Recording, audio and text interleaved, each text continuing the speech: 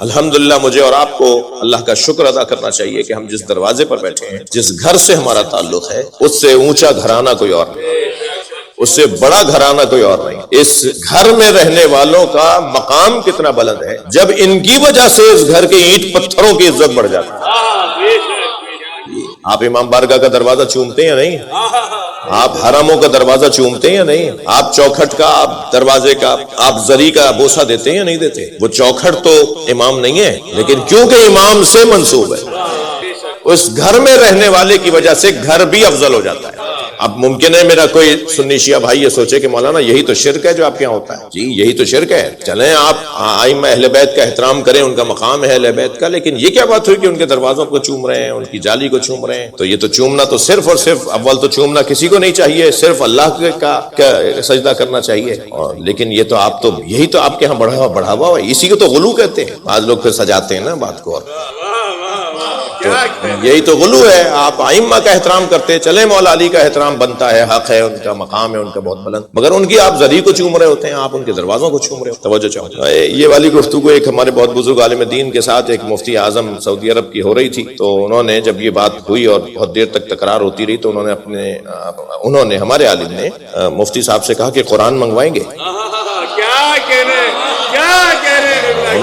انہوں نے یہ بھی سوچا ہوگا شاید یہ قرآن کی کوئی آیت مجھے دکھائے گا، تو انہوں نے کہا قرآن لے کر آؤ۔ جب قرآن انہیں دیا گیا تو پہلے انہوں نے روسا دیا اس کا۔ صلوات پڑھ لے ذرا محمد۔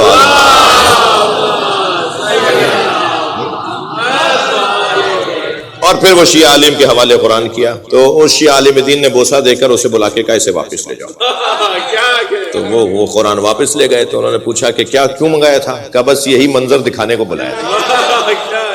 آپ ابھی کہہ رہے تھے کہ ایسے نہیں چومنا چاہیے، ایسے بوسے نہیں دینا چاہیے، آپ نے قرآن کی جلد کا بوسہ دیا ہے، قرآن کا بوسہ نہیں دیا۔ قرآن تو اس کے اندر ہے، آپ نے اس جلد کا بوسہ دیا جس کے اندر قرآن ہے۔ تو اگر قرآن کی آیتوں کے اوپر کوئی جلد چڑھ جائے تو وہ بھی قابل تعظیم ہو جاتی ہے۔ تو اگر زری کے اندر حسین لیٹے ہوں، اگر زری کے اندر مولا کائنات آرام فرما رہے ہو، تو اس زری کو بوسہ دینا اس علی مولا کی وجہ سے، یعنی جو پریکٹس کر رہے ہیں، جو عمل انجام دے رہے ہیں، جو کر رہے ہیں، وہ تو آپ کچھ اور کر رہے ہیں اور بول کچھ اور رہے ہیں۔ پھر میں اس سے زیادہ بڑی بات، یہ تو ایک نقضی دلیل تھی، ممکن ہے کوئی بہت زیادہ بڑا دانشور میری مجلس سن رہا ہو کہے کہ جی آپ نے یہ بچوں کے لیے بات کی تھی، ہمارے لیے بھی کوئی مثال تھی۔ ہاں میں نفسیات سے آگاہ ہوں۔ صلوات پڑھ لے ذرا محمد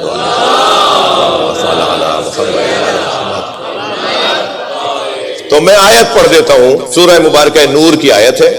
اللہ قرآن مجید میں ارشاد فرما رہا ہے، بس میری فضائل کے باب میں آخری بات ہے۔ اللہ ارشاد ہو رہا ہے اللہ کا، بسم اللہ الرحمن الرحیم، فی بیوت اذن اللہ ان ترفع ویذکر فیہا اسمہ ویسبح لہ فیہا بالغدو والآصال۔ ان گھروں کی تعظیم کرو، ان گھروں کی تعمیر کرو جن گھروں میں صبح شام اللہ کی تسبیح ہوتی ہے، اور جن گھروں میں صبح شام اللہ کا ذکر ہوتا ہے۔ گھروں کی بات ہو رہی ہے، بیوتن کی بات ہو رہی ہے، مساجد کی بات نہیں ہو رہی۔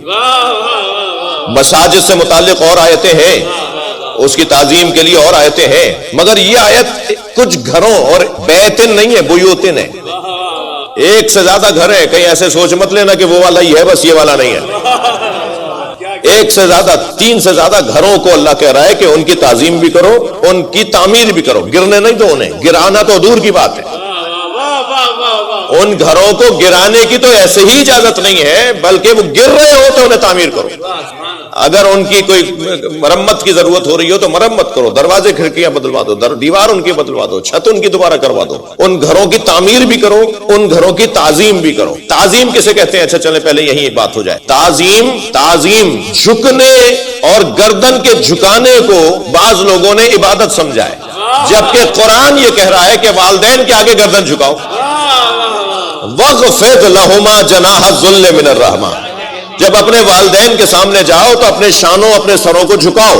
تو کہیں یہ جھکتا ہوا سر کسی توحید ناشناس توحید پرست کو عبادت نہ نظر آ جائے کہ بھائی آپ یہ سر کیوں جھکا رہے ہیں؟ سر تو اللہ کے آگے جھکنا چاہیے۔ تو اسے آپ جواب کیا دیں گے؟ تو یہ قرآن کہہ رہا ہے کہ والدین کے آگے سر جھکاؤ۔ تو پھر ہر جھکتا ہوا سر عبادت کے لیے نہیں ہے۔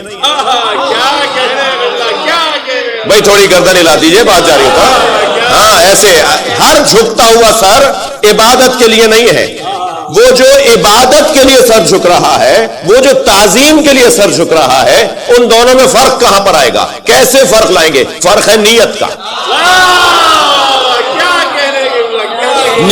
نیت عبادت اور تعظیم کا فرق لے کر آئے گی.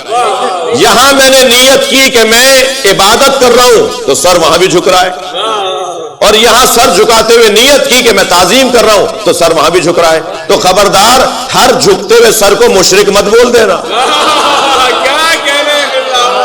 صلوات پڑھ لیں محمد و آل محمد.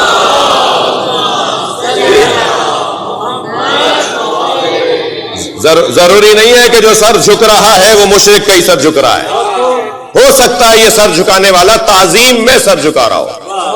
اب قرآن یہ کہہ رہا ہے کہ ان گھروں کی تعظیم بھی کرو، ان گھروں کو تعمیر بھی کرو جن گھروں میں صبح شام اللہ کا ذکر ہوتا ہے. اللہ کا ذکر جہاں ہوتا ہے ان گھروں کی تعمیر اور ان گھروں کی تعظیم کرو. تو صحابہ کرام تشریف فرما تھے. یہ قرآن کی آیت ہے، حدیث تو ہے نہیں. صحابہ کرام بھی تشریف فرما تھے. سرکار نے یہ آیت سنائی کہ یہ آیت نازل ہوئی ہے تو صحابہ کرام رضوان اللہ تعالی علیہم نے سوال کیا کہ یا رسول اللہ، وہ کون سے گھر ہیں کہ جن میں اللہ کا ذکر صبح شام ہوتا ہے؟ سوائے ذکر الہی کے کچھ اور ہوتا ہی نہیں ہے، سوائے تسبیح پروردگار کے کچھ اور ہوتا ہی نہیں ہے. جہاں صرف اور صرف اللہ کا ذکر ہوتا ہو، یہ خود دلیل ہے کہ وہ گھر معصوموں کا ہے. غیر معصوم کے لیے ممکن ہی نہیں ہے کہ صبح شام صرف اللہ کی بات ہو. غیر معصوم کے لیے ممکن ہی نہیں ہے کہ صبح شام صرف اللہ کی بات ہوتی ہو. جہاں صرف اللہ کی بات ہوتی ہو، یا رسول اللہ وہ گھر کون سے ہیں؟ سرکار نے فرمایا بیوت الانبیاء، وہ انبیاء کے گھر ہیں.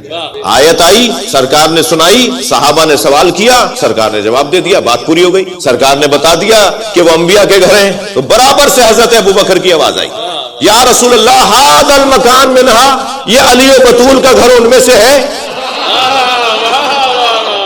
اچھا، عجیب حسن اتفاق ہے کہ سوال بھی حضرت ابوبکر کر رہے ہیں. جی فرمایا ھذا المکان منہا، یہ علی و بطول کا گھر ان میں سے ہے. بھائی جواب آ گیا تھا، سرکار نے فرمایا انبیاء کے گھر ہیں، بات پوری ہو گئی تھی. مگر ان کا سوال کرنا بتا رہا ہے کہ اس گھر کو یہ ان گھروں میں ملاتے ہیں، ورنہ سوال ہی کیوں کیا؟ یعنی یہ گھر ان کے نزدیک ان گھروں میں سے ہے. کوئی تو شبہ، کوئی تو خیال ہوگا نا. فرمایا یہ گھر ان گھروں میں ہے. نبی نے بے ساختہ فرمایا نعم من افاضلہا، یہ ان سب سے افضل ہے.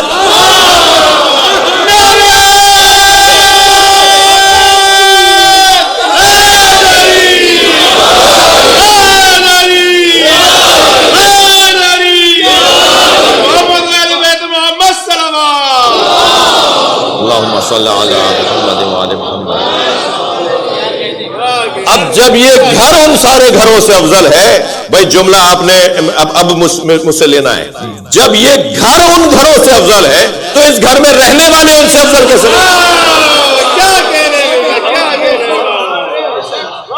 گھر تو گھر والوں سے ہے نا. گھر کا مقام، منزلت، احترام اس گھر والے سے ہے. جی تو یہ گھر والے ان گھر والوں سے افضل کیسے نہیں ہے؟ یہ میں کہہ دوں بات تو یہ غلو، اور کوئی تاریخ کی مشہور شخصیت کہہ دے تو اسلام. صلوات پڑھ لیں محمد و آل محمد.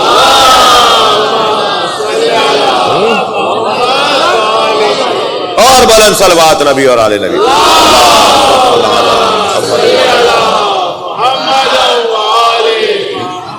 میری بات ایک منزل پر آئی کہ ہم جس گھر سے جڑے ہوئے ہیں وہ گھر قرآن اور حدیث کی روشنی میں سب سے افضل گھر ہے. اور جب سب سے افضل گھر سے ہمارا تعلق ہے، بڑے لوگوں کے ماننے والے بڑے گھر سے تعلق ہے. وہ پہلے محاورتاً کہا جاتا تھا ہندوستانی تہذیب میں کہ بھائی بڑے گھر سے ان کا تعلق. وہ علاقے میں جو بڑا گھر ہوتا تھا تو اس کا خیال کیا جاتا تھا کہ بھئی ان کا بڑے گھر سے تعلق، بڑے گھر والے ہیں، یعنی جن کا گھر مرکز ہوتا ہے علاقے میں، ہر کام ہر مسئلہ وہاں سے حل ہوگا، تو کہا جاتا تھا یہ بڑے گھر والے ہیں. تو ہمارے علاقے میں بڑا گھر کسی کا بھی ہوگا، مگر کائنات میں تو بڑا گھر علی و بطول کا ہے.